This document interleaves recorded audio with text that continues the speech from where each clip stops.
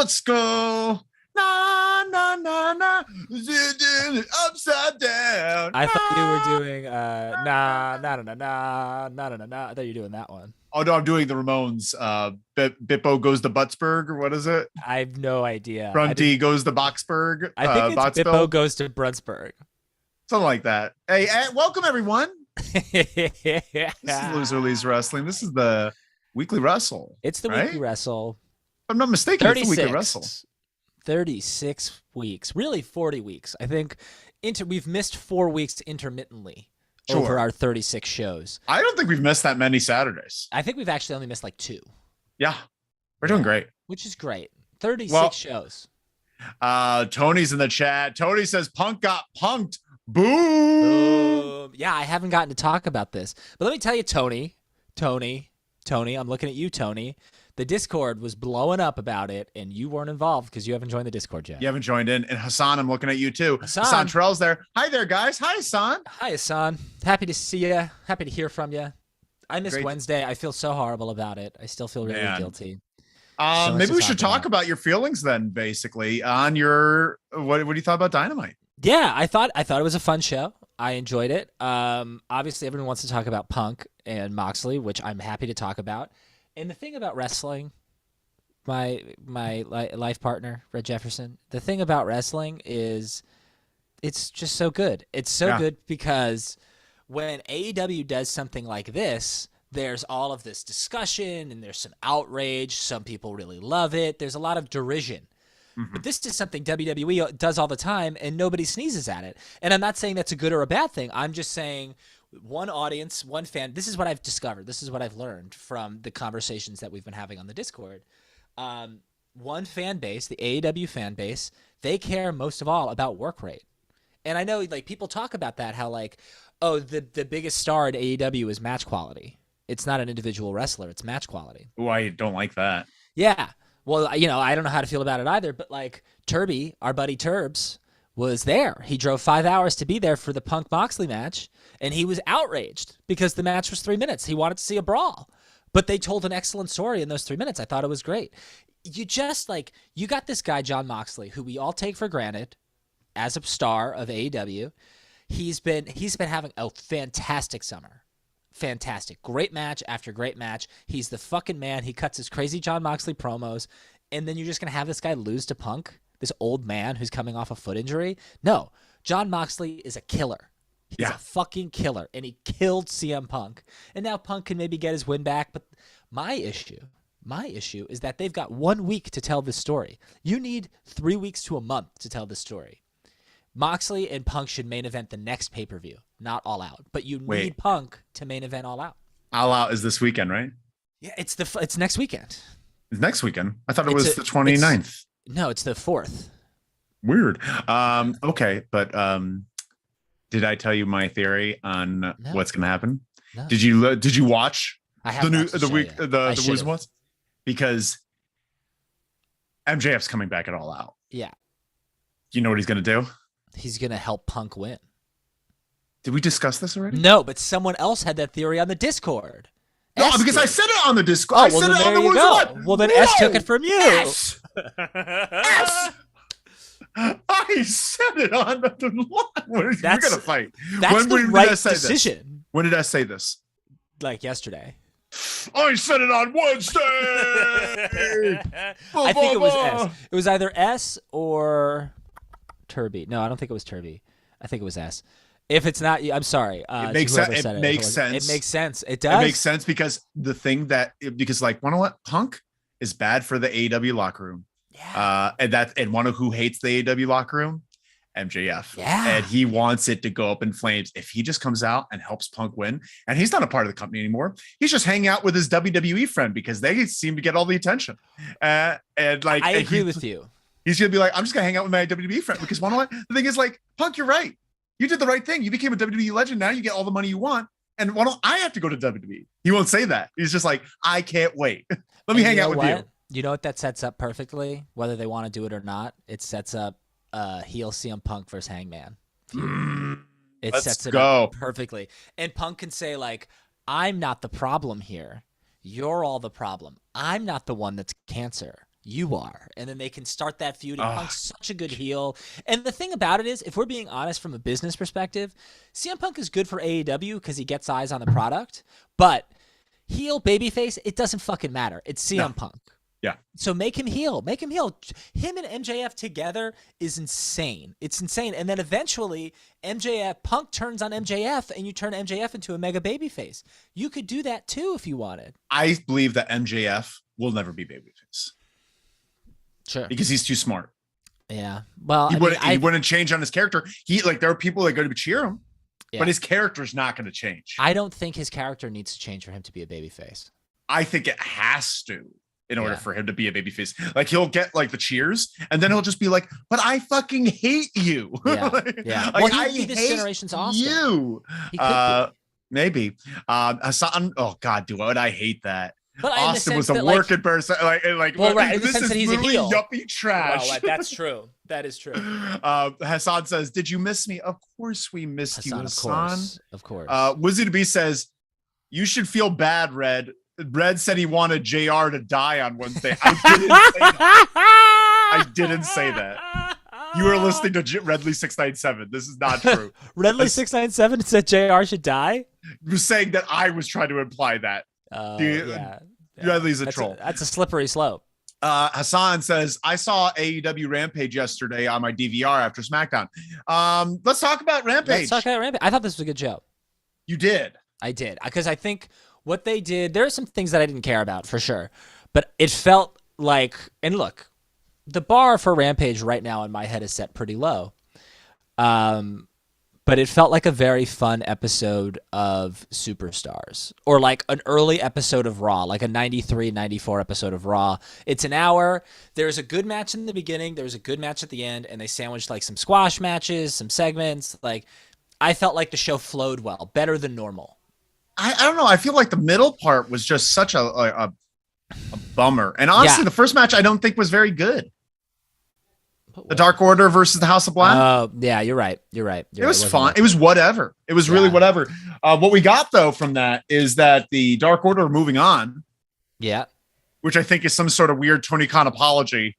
I think this all has to do with Hangman and the Bucks and Kenny. This has to do with them. They're going to beat whoever. They're going to the finals, which is unfortunate. You think Dark Order's beating Best Friends? The problem with that, because it's either going to be Dark Order or Best Friends against Kenny and the Bucks, which, who gives a shit? Sadly. I mean, I think Best Friends and Orange Cassidy would be amazing because I think it would be a really fun match. And Cassidy has never been in the ring with the Bucks and Kenny. It's never happened. So that should be fun.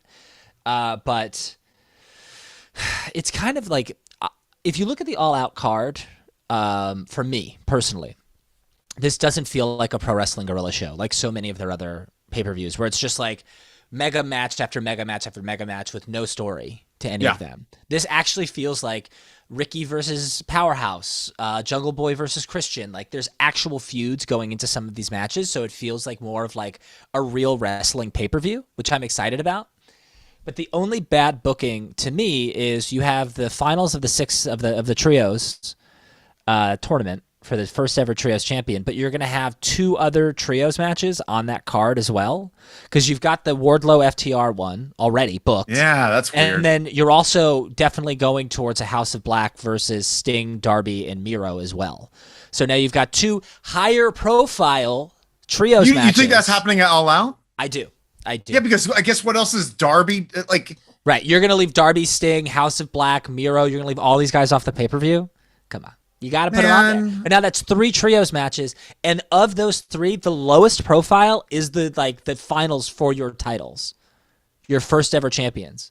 So, I mean, it's going to be fun, especially if it's Best Friends. It's going to be fun, but it's too many trios matches. It's too many. That's my only issue. God, and also the casino ladder match. I don't need it. I don't need that either. There's a casino ladder match? They haven't announced anyone who's going to be in it yet, but yes, there is. It's a little too much. Too much. Do we have that? We have Hook in the back having a little segment where he talks a little bit. Didn't mind it. Yeah, it was okay. It wasn't terrible. I mean, I thought it was fine until Daddy Magic and Cool Hand Ann showed up, then I loved it. Honestly, Hook like saying he doesn't care about 2.0. I like this as a mini feud. Yeah. And I like that they're chasing after this FTW title. And Daddy Magic is Magic. And so actually Cool Hand Ange, they're both not great. bad. They're both so I like hateable that and silence. so wonderful. Like he does like the silent, the salty sweet. I like it. Yeah. I like also, congratulations to them, by the way. I think this was 2 weeks ago, so it's not in your news. They got contract extensions in AEW. So congratulations to them. Good job, guys. I appreciate it. Then we got Ryan Nemeth coming out. I'm sorry, but like if you put Ryan Nemeth on TV, you immediately make me want to change the channel. Good. Like there's nothing about him. And then Wardlow, who's as stinky as an old diaper. Like he's just boring. I hate this like ooh thing that he does, and then he like hits him. I don't like it, but I mean they're both. Turby said that the crowd was molten for Wardlow. I mean he's from Cleveland; it's his hometown. So I don't know. He's trying to do too much. He needs to simplify his approach and just kill people. He was doing great for a while, and then he started. I don't know. He's trying to be a wrestler. He became TNT champion. That's what. Yeah. But then we have Hobbs versus Ashton Day. Yeah, just Hobbs fucking killed this guy, which was great. But we saw in the back that the factory, which is pretty cool, putting a watch on your fist and punching someone. Great idea. Cool. And they beat up Ricky, which Hobbs was pleased with. Yeah, he's a happy guy. I just hope that they don't ruin Ricky more than they've already done. They haven't ruined Ricky at all. What are you talking about? You saw that promo? I liked that promo. You didn't like that promo? That was one of my least favorite things I've ever seen in my life. I thought it was so. I was just like, he sounds like a little shit. He sounds like, listen. Yeah. Well, that's Ricky. That's his thing, I know. Like the thing is, like, we liked you because of how you acted as a heel. Yeah. You coming out here, changing completely your entire character, and trying this new thing with you're passionate. Yeah. And I got a broken neck, and you almost hurt my broken neck, and I was gonna do that. No. I gotta do this, man. Like, I would blame Ricky for that. If you didn't like that, that's more on Ricky than it is on 100% it's 100% on Ricky. Yeah. Ricky, shut up. Come on. Just continue being cocky. Then we have Jade just in the back. Messy and weird for like this girl, this Layla character is finally part of the group, and then she just kicks her out immediately. Get this trash out of here. And Kieran, with all the intimidation of a literal flower, like escorts her away. Like but I really liked, because we've talked about this before, men, women, everybody in AEW, a lot of them have a really hard time with like backstage brawling segments because the camera's right on top of you, so you gotta lay it in. When Athena fucking gave her the forearm, it looked great. Yeah. At least that was the end, and that was good. Because Athena hits hard. I like Athena. Yeah. And then the main event, we saw... we still have another match. We have Sammy and Ty versus Bobby and Ortiz. We're going to talk about Sammy Guevara in a little bit. Yeah. But I thought this was a good little match. I liked Ortiz in this match a lot. Yeah. I think Ortiz's clotheslines, really good. Really, really solid clotheslines. And I think Ortiz should fight Sammy on the pre-show of the pay-per-view. I just hate... mixed tag matches. Hate them. Unless the man can fight. It's intergender. Yeah, it should be intergender. It just kills all the heat. When like Sammy was getting in Ruby Soho's face, poking her, and she had to tag out, neutered her. She could have fucking decked him, and it would have been awesome. Yeah. But like the rules, whatever. We have some comments. It says, Woodsy says it still doesn't make sense for the Bucks to tag with Kenny. Elaborate on that. I would like to hear. Why doesn't that make sense? They're buddies. Joe writes, what is going on with AEW? Khan needs to remind... Joe's in the chat. Joe's here. Here we go. Time to get my blood pressure up. Especially with a lot of the news that we're talking about today. Joe, you better come out on the right side of some of these news pieces. Joe is saying, problems? Joe is saying, what's going on with AEW? Khan needs to remind town that the show's called All Out. That's not how they should be acting. What does that mean? Like they're acting all out. I don't know. That's the TV show, Joe. He's like acting out. I think you're saying acting out. Yeah. And then we have the main event, which is Claudio versus Dustin. It was fine. It's honestly, a good professional wrestling match. Yeah. It felt like this match more than any other showed Dustin's age. Yeah. You know what I really enjoyed? The backstage Mark Henry interview before. Yeah. It was a lot. Both of them better. are great. Yeah. And I thought he asked good questions this time, or like sincere questions. Yes. But that's all the Rampage stuff. Yeah. Yeah. They're working on it. they didn't really build any momentum as far as Rampage goes. Like, I don't care. But I think Rampage is live next week. Well, it doesn't really, honestly, but even the live ones don't feel different. Yeah, but at least it's live. Yeah. Even though it's taped and I don't read the spoilers, I still like it's less special when it's taped. But I agree. And normally the Rampage before a pay-per-view, there's like a couple of decent matches on it. I mean, there's already the Best Friends versus Dark Order is next week. I will say, it's kind of weird that they did like it's Reynolds and Silver and a mystery partner in the first round. So I was like, oh, that's interesting. A mystery partner. I wonder what that means. Oh, 10. It's 10. Why did we have to say a mystery partner? Although, and this will save it. And I think if they do it for each time, and then Uno's the next one, and the last one is Paige? One, yes, that's awesome. Uno's in Germany right now. I saw a picture. Him and Colt are in Germany. They needed to get Colt out for that talent meeting. Yeah. We'll talk about it. God. But I think, so what did Aleister Black do in that match? He undid 10's knee pad or knee brace and put him in a move. 10 can't compete because his knees hurt. So who's got to take over? Hangman. And then at the pay-per-view, it's Hangman, Reynolds, and Silver versus Kenny and the Bucks. Who wins it? Kenny and the Bucks. You think so? I do, because all roads are leading to Kenny and the Bucks versus Adam Cole, Bobby Fish, and Kyle O'Reilly. So you've got to get there. Okay. But that's going to be a hell of a match. That immediately bumps that up tenfold if Hangman is in that match. And also, he has to be. You can't leave Hangman off the pay-per-view. No. You can't do that. You can't. Should we start talking also, about one last thing. Reynolds and Silver deserve that spot as well. They've worked so hard. Honestly, I want them to win it. But I guess I know what you're saying. They could win it. They could. I mean, they win it, and then Kenny and the Bucks feud with Cole, Fish, and O'Reilly. Just without the titles, which of course is such an AEW move, where it's like we just introduced trios titles, but we're gonna have a huge high-profile trios feud without the titles involved. That's it actually makes a lot of sense for them. We have to start talking about the news. We got to get into it. We got a lot to talk about because this is the first news out of the day. Tam, could you hit us that picture? AEW has a talent meeting. Yeah. They did. I think this is like the biggest news of the week because there's a lot to discuss in this talent meeting. Because Tony Khan's been a little worried, Roy, about some of the rumblings going on the internet, and he reads it. We know he watches us, and we know you're in the chat sometimes. Tony even said Punk got punked. Boom. Why would you say that about him? But Tony Khan wanted to clear the air a little bit. These are the people that spoke. Pat Buck, Tony Schiavone, which apparently he came off great. Like a lovable uncle that everyone wants to get along. Yeah. Jericho, which was questionable, but it didn't come off too bad. Well, I think it's important that Jericho spoke there, honestly. Young Bucks. Yeah. And Kenny, which apparently was a very polarizing. Did you hear what Kenny? No. How did you hear all of this? It's described that Kenny Omega, what he said was very polarizing because some people took it as like tough love and some people like a little heavy handed. Like, I think he's just like, listen, if you're tired about your spot, too damn bad. Like that type of thing. He didn't say that. I don't know about all that. Come on. But it was something in that vein. It was in that vein of being heavy handed. That the Young Bucks and Kenny just said that their door's always open. If you want to come talk, like we're available. You can come talk. The Bucks said that. Yeah. Look at what Kenny said. I'll send you it. But that's there. Tony Schiavone came off really well. But no mention of the big topic of Punk and Colt.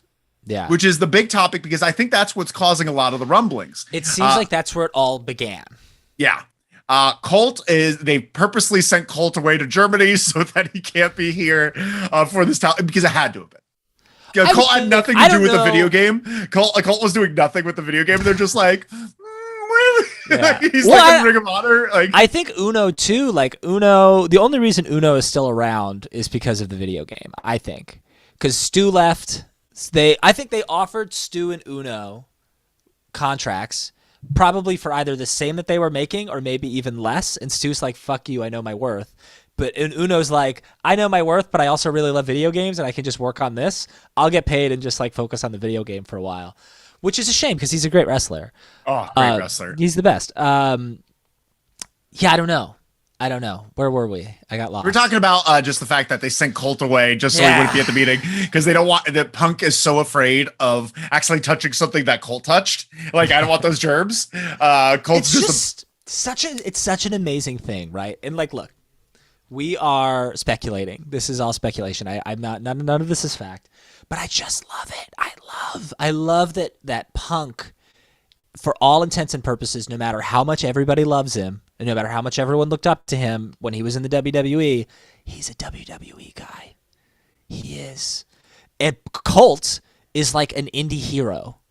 He is responsible for making all of these wrestlers a lot of money because of Pro Wrestling Tees and his encouragement of getting everyone involved. And he's just always been an indie guy. And not only that, he has given the spotlight to so many indie wrestlers through his podcast and all these years, and everybody fucking knows it. And everyone in that locker room is like, he's one of us. Punk, you're not one of us. And it's like that derision. He's Triple H. Punk is Triple H. A little bit. With that Triple H promo that he cut on Punk in 2000. Goose is like, yeah, you're right. But like that promo Triple H gave about Punk back in 2011 or 12, just being like, listen, you and I are the same. Yeah. We're the same. But one what? You play the martyr card because you want people. But I tell people to their face that I want to be the top. You pretend that you're one of them until you get their spot. Like, it's just. Yeah. He's and a manipulator. I love that he's like, oh, I want to work with all this young talent. He's beaten every single one of them. Every single one of them. And what did he do for Darby Allin? Where's Darby right now? He didn't do shit for Darby Allin. And then MJF left right after his feud. That was the worst thing that happened to Darby because Darby he had a feud with MJF right before that. Yeah. And then Darby, that Punk Darby thing, he fell down the card, tumbled cataclysmically. Well, so there's that. A few more things. The talk of contract tampering, where they reach out. You know who they reached out to? I saw like a Jericho thing. Jericho. I feel like that's also a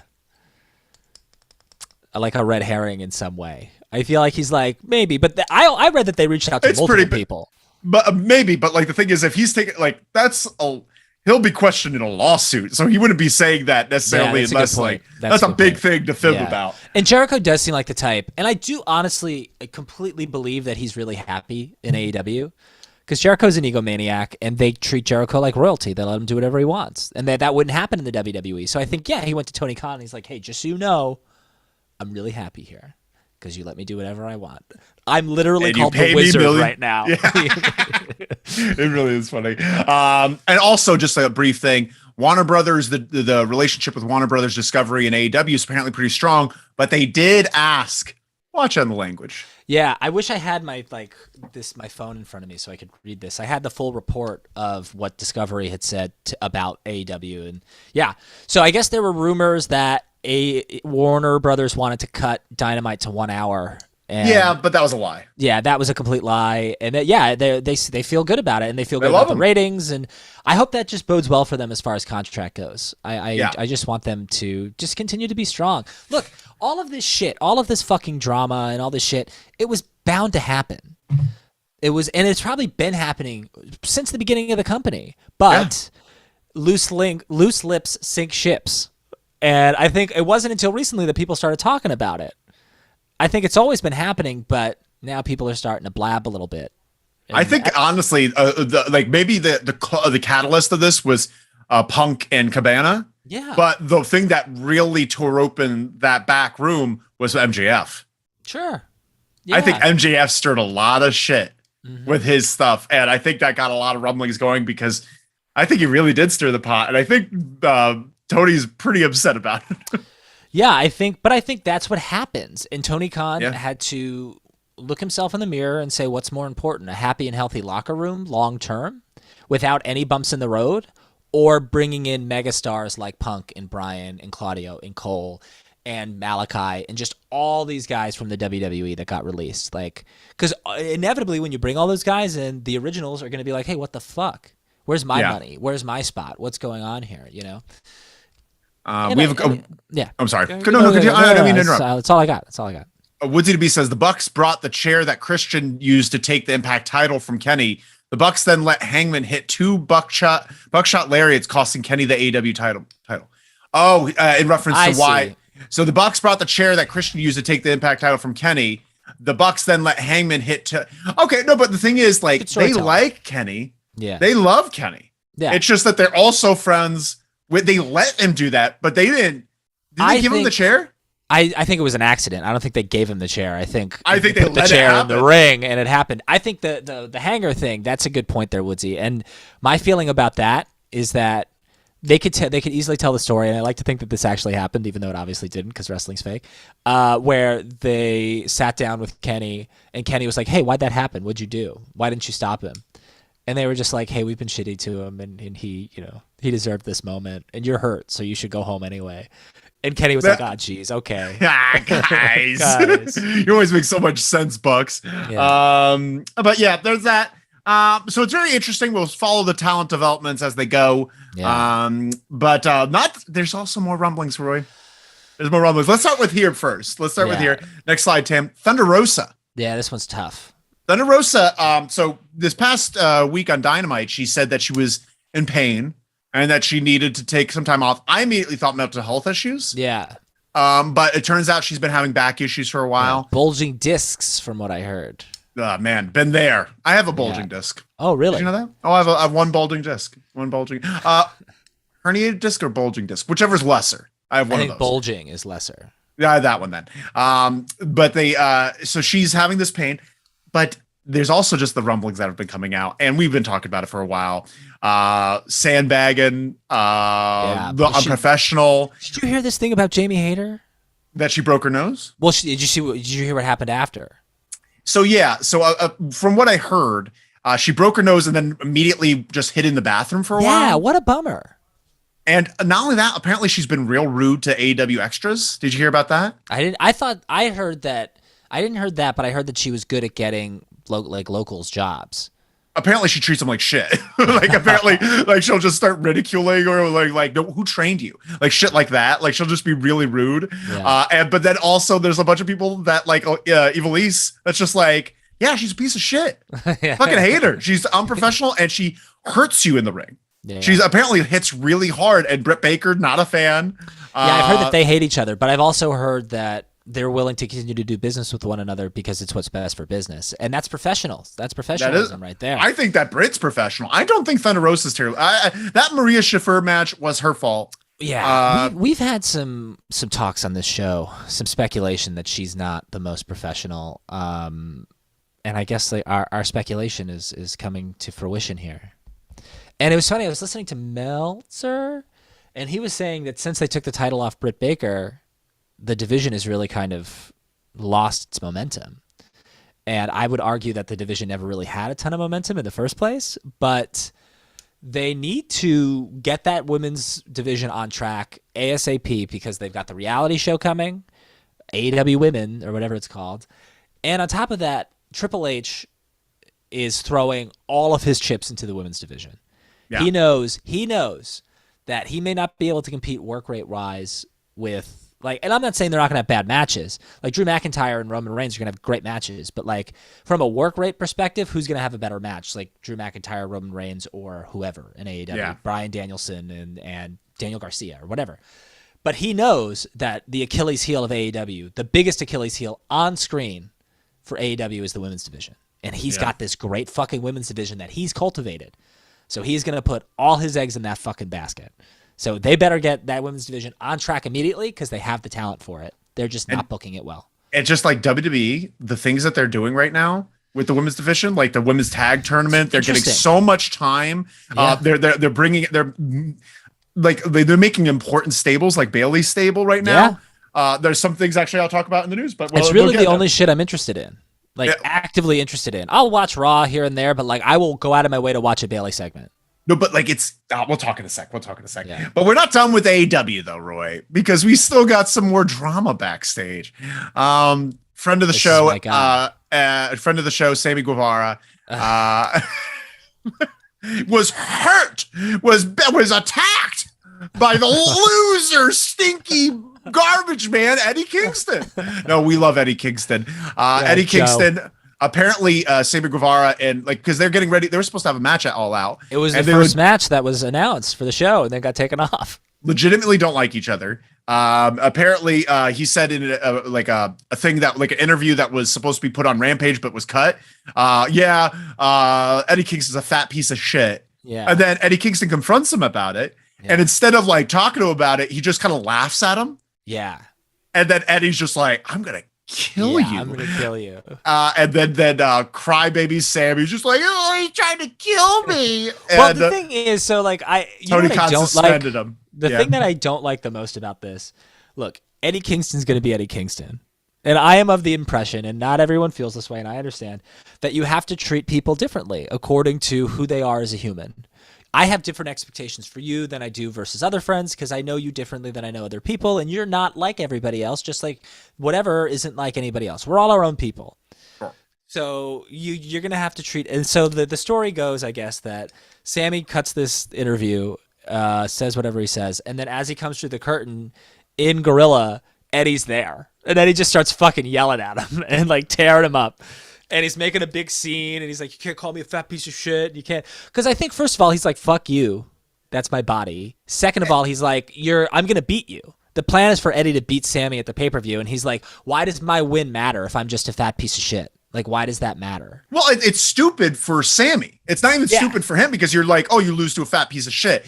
It's also the fact is just like, there's some things that I just don't like in wrestling. Yeah. You know, calling people, like making fun of someone for being like when you take apart the facade of wrestling, if you say things like, yeah, your kicks look like shit or something like that, why would you say that in a promo? Why would you say, oh, your cardio sucks? You know, like, why would you say that? They're peak athletes with contracts. So are you. You treat them like they are also threats. Yeah. You always treat everyone like a threat. Calling someone a fat piece of shit is this weird. It helps no one. It helps no one. Yeah. And besides the body shaming aspect of it, it just helps no one in the feud. Right. 100%. And Eddie Kingston, I think, handled it the right way. People reached out to him about it, and he just said, I was wrong. That's it. Yeah. Which he was wrong. I respect. But Sammy goes to the dirt sheets, which is a term I'm using endearingly in this scenario. Because you're not. You only use it. You use it mean ways when you're angry, and you use it nice ways. Like you don't say dirt sheets when you're happy. Yeah, you're like, oh, I read a Meltzer, but like this guy went to the dirt sheets. Well, he did, and he told the whole story, and he was just giving up all this shit, and it's like. No one in AEW right now is handling themselves professionally. Like no. Eddie Kingston is the only person other than pie-facing Sammy. and the thing about that too is like, look, like it's the same with Punk and Hangman. He would kill Sammy. Yeah, he would fucking kill him. He would kill him. He would bite his teeth off. Yeah. That's how serious it would be. Yeah, absolutely. Yeah. Punk never went to Hangman and said like, hey, like, what you said out there was fucked up, like whatever. He never talked about it, and then he went on TV and said the stupid shit that he said. Hangman never went to Punk and said, hey, I'm going to say this. Sammy talked about how, like, Sammy's whole thing is, like, I've said certain things. I've told people in the back, like, don't talk about this, don't talk about that, whatever. And Eddie never told me not to call him a fat piece of shit, so I went out there and I called him a fat piece of shit, which is, like, so fucking stupid. It's just dumb. To tell everybody, to tell the dirt, she said, like, keep it in-house. It's no one else's fucking business. Keep everything in-house. This whole Thunder Rosa thing and Britt Baker and all this stuff, in-house. Shut the fuck up. Keep it in-house. Woodsy DeBee says Thunder Rosa, the modern day Moolah. Jesus. That's heavy. Tony writes, promotion. Britt Baker should be champ in a feud with Deeb. I'd love that. I'd love that. All the Monies is in the chat. Welcome, all the Monies. All the Kane. It's been a while. It's Kane. They write CM Punk screw. What? You're not sharing your sound. Oh, I'm not? No, I just realized that you've been playing sound effects this whole time, and we haven't haven't heard any of them. I was honking and farting this entire time. Okay, business. That's so funny. No one's that's why everyone's pissed. Yeah. All the Money's right. CM Punk screwed AEW pushing Colt Cabana out. Yep. A little bit. That fucking sports entertainer. Yeah, he is. You want to talk about a true sports entertainer? We can't talk about this because they'll get us both upset. Jericho, like the age-old question is what makes Jericho and Moxley different than Punk specifically. Because I think and Danielson and Cesaro, Claudio, those two guys specifically just want to fucking wrestle. They just want to fucking wrestle, and they want to lose, and they don't care. I just think Punk is this polarizing personality who's great on television. The best feuds AEW has probably ever had have to do with him. I mean, his stuff with MJF is the best AEW's ever done from a story perspective, no doubt. Yeah. But like Moxley's just a fucking dude who never fit the mold in the WWE anyway, and just wants to fight and get dirty and doesn't care and keeps to himself. And Jericho's kind of the same way. Jericho, I think, makes himself more available, was there in the very beginning. I think everyone had an immediate respect for him because he signed before there was ever anything. You know who Punk has always reminded me a lot of, and you're gonna hate it. Yeah. Because I like when WWE, I thought he was cool. I enjoyed him, but I also thought he was a dick then. Yeah. I wasn't like a huge fan. We had a lot of conversations about that back in the day. Because I think he acts like the liberal version of Chris Jericho. I think him and Chris Jericho are the same person on different political spectrums. Sure. And I feel like they just act the same. They're just like, yeah, I'm a big deal, whatever. But like, it's like, you know, like him saying like in an interview recently, he's just like, yeah, I'm not the whatever, you know, I'm just another guy. But right. I did pave the way for people like Moxley and things like that. He said that. But I also think, right, like, and that goes all the way back to what we talked about before. When Triple H cut that promo and he said, "You're the martyr," Jericho's like, "I'm the fucking man. Yeah. And I deserve everything I've got. Triple H, I'm the man. Mox, I'm the man." Yeah. Yeah. But Moxley, I think Moxley doesn't even say, Moxley's like, "I'm the man in the ring, but I don't give a fuck about anything after that. I don't care." And he genuinely doesn't give a fuck. I'm liking Moxley more and more from this feud. He's great. He really is great. But we can't stick on AEW forever there. We can't do it forever, even though we'd like to. But actually, maybe not with this new thing. Could you go to the next slide, Tam? New updates on the WWH. I'm sorry, WWE. Johnny Gargano returns. Yeah, Johnny Gargano has returned, and a nice little segment. I can't tell you how little I care about. I can't tell you how much little I care about Johnny Gargano. But like the idea of him feuding with Austin Theory, that's a good feud. Yeah. And that's a good thing for Austin Theory to have. They've got history. They've got history. They were in a stable together. Yeah. So I think there's something good there. Yeah, I was hoping that he would come back, tag with Ciampa, and revitalize the tag team division. Him and Ciampa versus the Usos, sign me up. They need to reintroduce him, you know. Yeah. And I think this is a good way to reintroduce. He's not going to beat Theory, right. So well, like this he might. He needs to win more than Theory does. You don't bring this guy back, debut him on Raw, and then he just loses to Theory? I think Theory's a long-term project. He is not ready for the big time, in my opinion. He's boring. He is boring. And he's got to shave his fucking weird, like, goatee gimmick that he's got going. Yeah, it looks terrible. It really looks bad. But I don't know. Brought back Gargano. Another thing, a new statistic, since Triple H has been in power, there's been 10 to 15 minutes more wrestling per hour. Fantastic. That's great. So it's averaging around 30 minutes an hour, 30 to 40 minutes an hour is wrestling. That's great. Isn't that nuts? That's wonderful. It's great. We got that. Probably not going to turn TV 14 anytime soon. There's talk of TV 14, but that apparently is not on the cards, which I'm not mad at.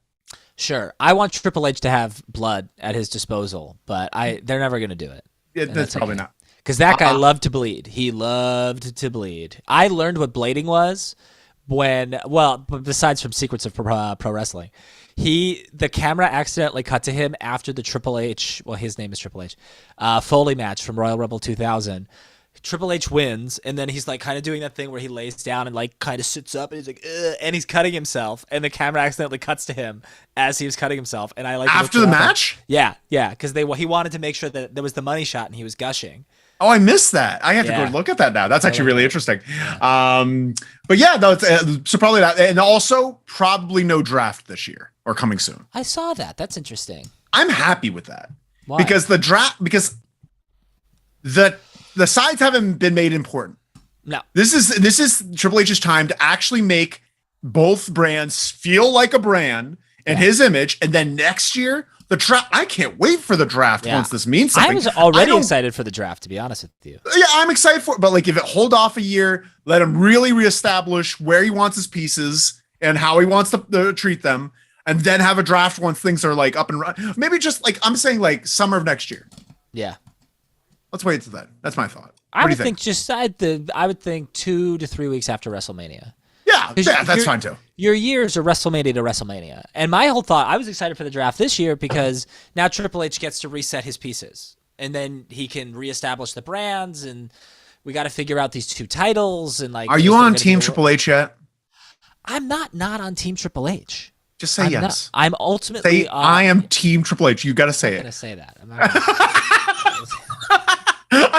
I'm not on Team Triple H. Yeah, I'm not. Look, I'm not anti. I'm gonna wear his jersey when no one's looking. My whole thing is, I think he's going to be great for the company. He's going to be great for creative. I'm looking forward to watching. I'm even somewhat looking forward to the NXT 2.0 show, the Worlds Collide show. I think that's going to be an interesting show next week as well. But I don't think he's this like savior. He's not going to change wrestling. He's going to save the WWE and make Raw and SmackDown better products, and I think that's great. But like, no one is going to save professional wrestling. Like, has Tony Khan saved pro wrestling? No, he's made it more interesting. He's changed it. He's made it more interesting. Yeah. I like it a lot more. I like. I'm not saying saving. Years. Saving is. I never said saving. Our biggest fan, Joe, thinks Triple H is like God's answer to fucking professional wrestling. Joe does have a lot of lofty opinions about him. Oh, that wasn't the right one. I like this one though.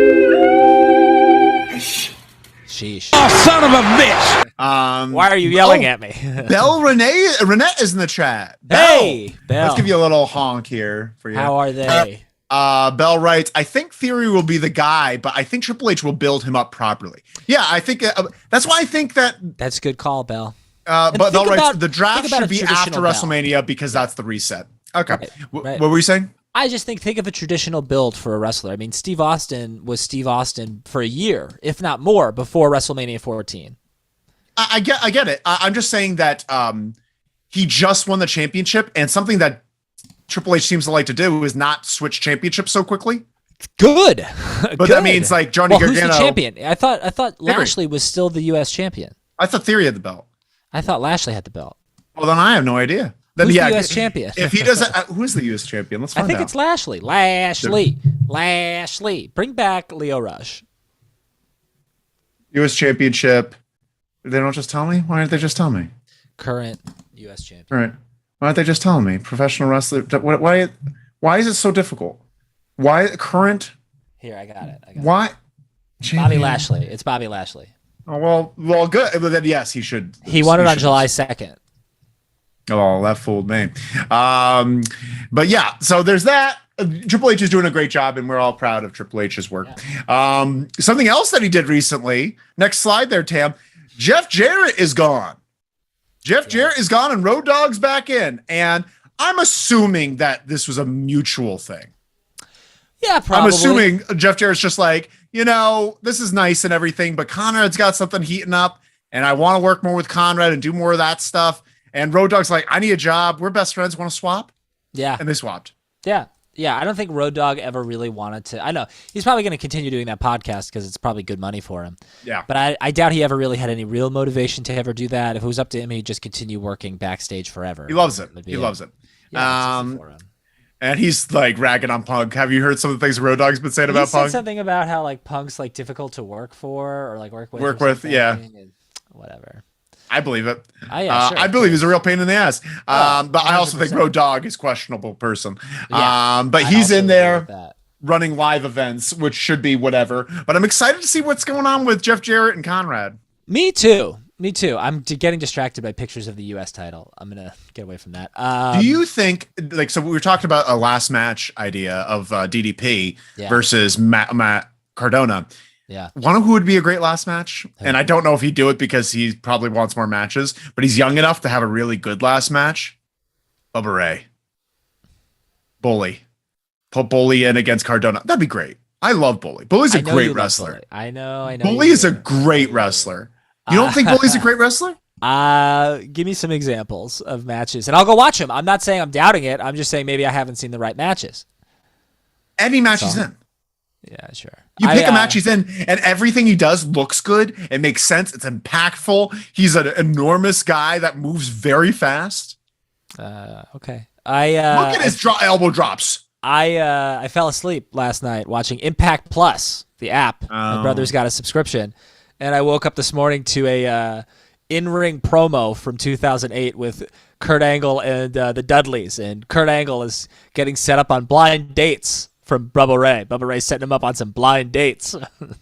There's a part of TNA that I don't ever want to revisit. Yeah, there's a lot. Like Kurt Angle. It's that era. It's the era where they were like head to head.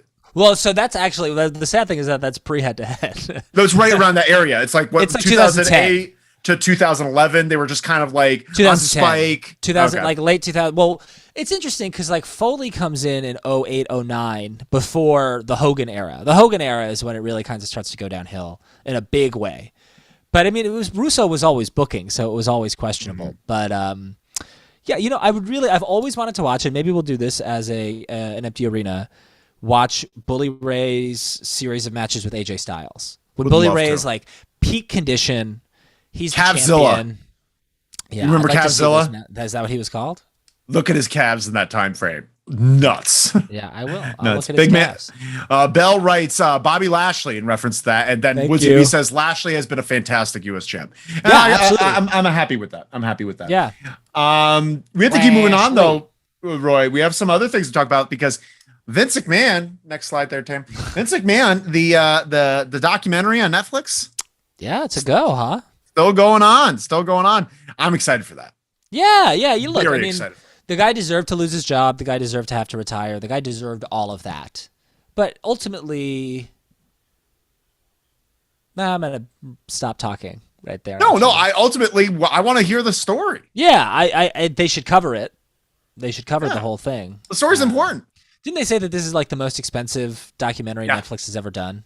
Yeah, they spent a few million on this thing. But it's very interesting. Next slide there, Tam. More interesting things. Trish Stratus has appeared on WWE Raw this past week in Montreal, and she's hinting that she might have a feud with Bayley. And I'm excited about that. Sure. And I saw the in-ring segment, and it was really good. And it's the first time I think they've brought someone back, a women's wrestler back, and treated it like a really big deal for this like potential dream match situation, Sure. Like Lita's come back and it just like, but Trish knows how to talk. Trish got in the ring. She's just like, if there's anyone that's going to get me out of retirement, it's you or something like that. Yeah. And the crowd popped. They're in Montreal.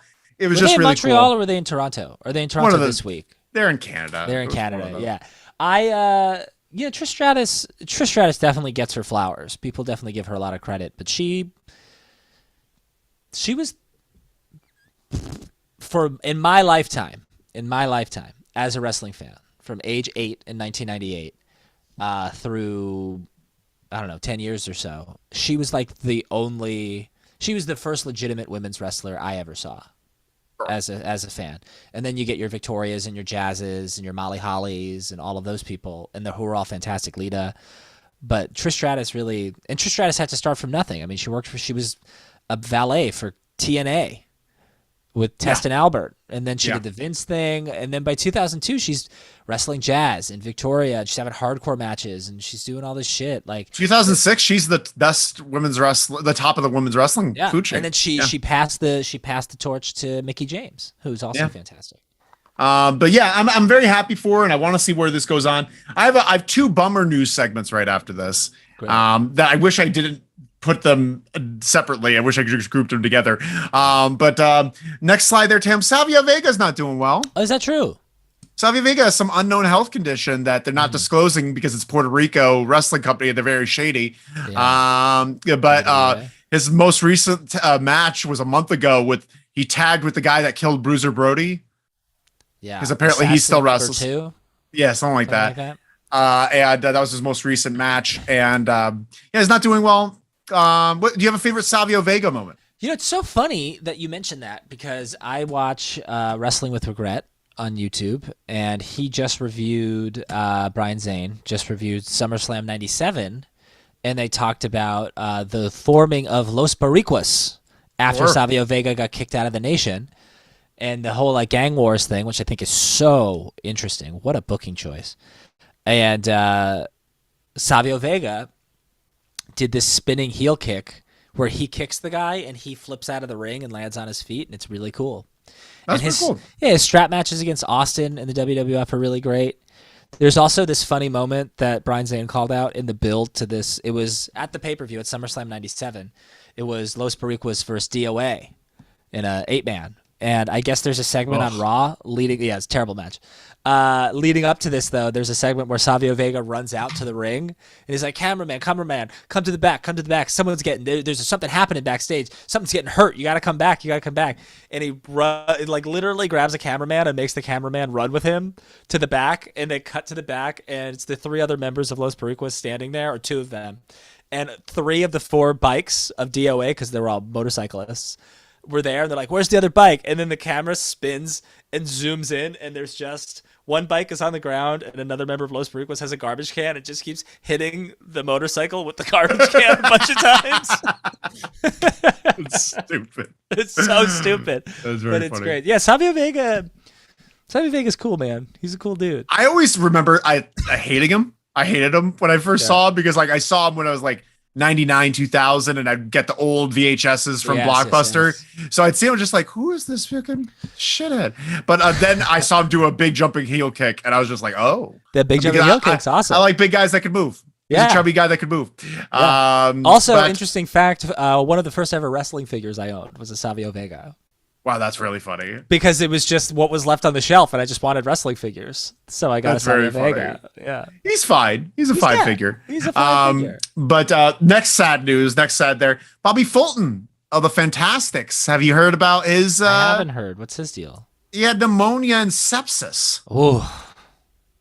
Pneumonia and sepsis, but apparently it's clearing up and he's doing okay. That's nice. Good to hear. I don't know, because like the thing is, like, I just realized I put Savio Vega, Bobby Fulton in here, and I'm just like, I don't know barely anything about these two. Like, I just, I can't name you a fantastic match. I know of them. I know they're good. Yeah. I'm trying to remember. So the Fantastics had a great feud with the Midnight Express. Yeah, and I don't know anything about the Midnights either. Yeah, sure. I should. There's a big area of Southern wrestling in the 80s that I am not familiar with. I'm more familiar with, like, I think I'm good on the East Coast. Yep. Most of the East Coast, besides the South, Texas, and the West. Yeah. In the 70s, 80s. But like that era of Southern Championship Wrestling, that time frame of like 70s, 80s, there's just some blank spots. If you're not in the championship match, I don't know. Well, 100%. I'm good at knowing names, but I've never seen a lot of it. Like, because the WWE would produce like an AWA documentary, a Mid-South documentary, and I would watch all of those, so I'm familiar. And I used to watch Legends Roundtable, so I would hear about all this different stuff. But like, I know that everyone talks about how Bobby Eaton is like one of the best wrestlers ever, and he was like an excellent tag team wrestler and all of that. I really haven't seen a lot of his stuff. We have to watch. Yeah. You have to watch. We can't watch Lord Earl of Eaton. What is it? Lord Robert of Eaton. So funny, though. You love that. So funny. But in his prime is him in the Midnight Express. Yeah, and I would love to see that. But we have one more content here, one more piece of news, and just discussion. Have you seen the footage of the AEW video game? Next slide there, Tim. Yeah, I love it. I love it, but I also have some mixed feelings. You start. I was just gonna say, I love it from a video game perspective, but I think there's gonna be a lot of fans who like wrestling video games, and they're gonna be like, "This is kind of weird." But I think it's gonna be there's gonna be a bit getting used to. You gotta get used to it a little bit, but I don't know. I just think it's gonna be great. I do. I think it's gonna be fun. It's gonna be like arcade style. My brother, my partner, my best friends could just pick up the game, whether they like wrestling or not, hit some buttons, and play. I'm excited about that. It's just one of those games that I think test footage is never going to look good. Like, it's kind of like one of those things, like, I don't think you're going to sell people watching game footage. You have to sell them on playing, so it's kind of hard to watch people play and see it kind of clunky and just like they're having fun. I could tell they're having fun and they're enjoying it, but I just need to be in the mix. So I'm holding my review, but I'm interested. Did you watch like the 10 minutes, like the Kenny Adam Cole? Yeah. Man, there are a few things about that I really liked. One, the signature moves look awesome. Kenny's V trigger looks fucking awesome. One, two. I also liked hearing that there's over 40 different weapons in the game. I know that's like a very small detail, but like, I'm sorry, have you played a recent WWE game? There's 5 weapons. I know they used to have a lot more. I used to on Raw 2 for Xbox, the second Raw game. They had a bunch of different weapons, and I would like. Oh, I remember that on Xbox because they only had the sledgehammer and a chair or something like that. In the first one, but in the second one, they had a ton of weapons, and I would get them all from under the ring, and I'd put them all in the middle of the ring, and there'd be like 17 different weapons in the middle of the ring, and I'd play 2-player, but with no one else, so the other guy wouldn't stop me, so I could build my weapon structures. I love shit like that. Give me something different, give me something fun. You ever played Backyard Wrestling, the video game? I loved both Backyard. I never played it. But I always hated the idea that it existed. Was it fun? It was fun for me as an 11-year-old, but looking back on it now, I'm going to send you. There's this guy that does wrestling video game reviews on YouTube. He'll like go back and play the games, and you see the footage, and it's fun to go back and watch them. The Backyard Wrestling games are funny. The rosters are funny. New Jack's in one of them, which is great. The Insane Clown Posse's in both of them. That's so dumb. Yeah. They're so dumb. Yeah. But yeah, I'm excited for the game. It's coming out, I think, in November. Is that true? That's what I haven't pre-ordered it because I'm not motivated to I guess I'm going to get it for PlayStation 4 because I don't have an updated system. Yeah. I don't know. You got to get a new system, dog. Yeah, who's got the money for that? I don't have the money anymore for I wasted too much money. Yeah. Credit card. But wow, great job on the news, everyone. Great job on the news. Great job giving us news, wrestlers. But we have to talk about this. Next up is the Loser Ladies Wrestling Hall of Fame, Roy. The Hall of Fame. The Hall of Fame. Do you have anyone in mind to induct? I just got distracted by this random website I went to, and there's a headline: Randy Savage reportedly told to avoid Stephanie McMahon. What? I don't know. Whatever. Randy Savage said to avoid. Randy's dead. Yeah, I know. I guess Dutch Mantel was telling a story about being in the WWE. Wait, hold on. I'm just going to read this real quick. It wasn't just a rumor. It was really an accepted, almost statement of fact that Randy had been told or advised, not by Vince, but by Pat Patterson or some of their agents, to kind of stay clear of Stephanie. And why, I don't know. She may have said something like she likes him, and it got back to Vince. Interesting. Yeah. That's just gossip, though. My Hall of Fame. Yeah, you know what? I got somebody. And somebody that we should have inducted a bunch of times already, but never have. Because he's underrated and overlooked, no matter how popular and vital he is to the company currently.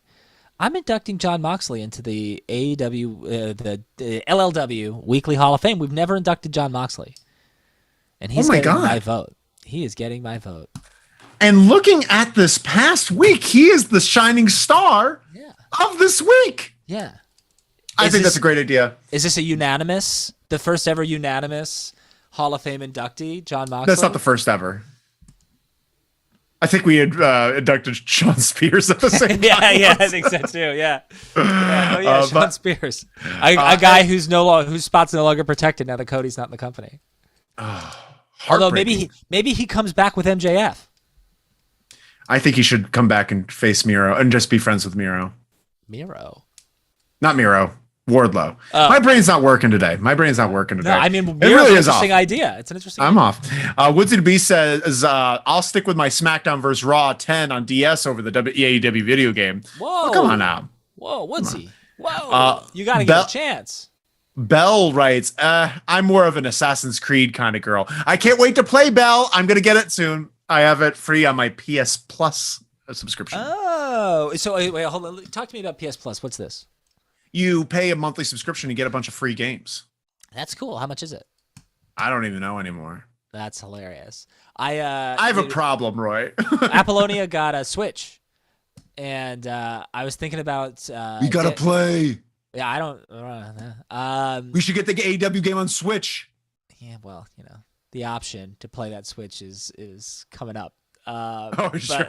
but I almost paid $50. You pay $50 for the year, I think, on the Switch, and you get like all these old N64 games. Yeah, I think so. Yeah, I haven't because it's a month, But they don't got no mercy. Is that true? See, I don't wanted think to it's play got- like Mario Tennis. That's what I was excited. I think I'll have about. that. But they got that on the Switch now. You can just get Mario Tennis, a better version too. But we have inducted John Moxley into the LLW Congratulations, HOF. Mox. Congratulations. I can't find the cheers. There's something's wrong with my brain, Roy. It's okay. It's okay. We're all fucked up.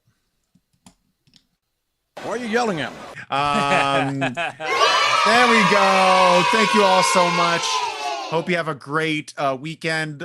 See you on Wednesday, right, Roy? See you on Wednesday, baby. The Wednesday before All Out.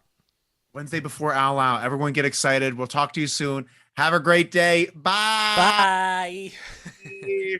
Get me my brain out of here. My squirrel got hit in the ass by a mad Ole.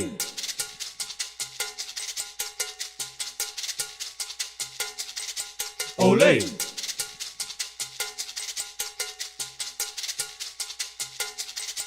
Ole.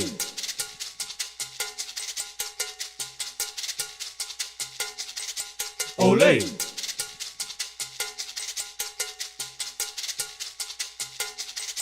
Ole. Ole.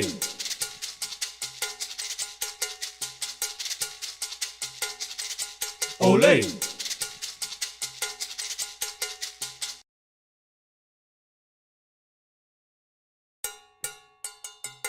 Ole.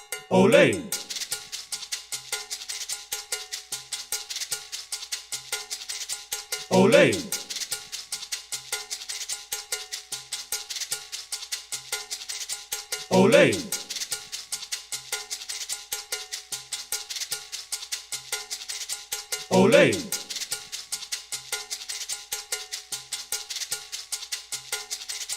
Ole. Ole.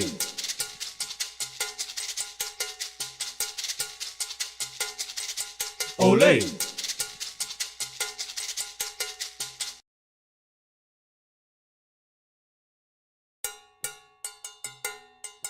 Ole.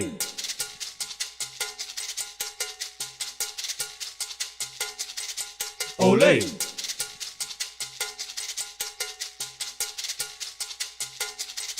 Ole.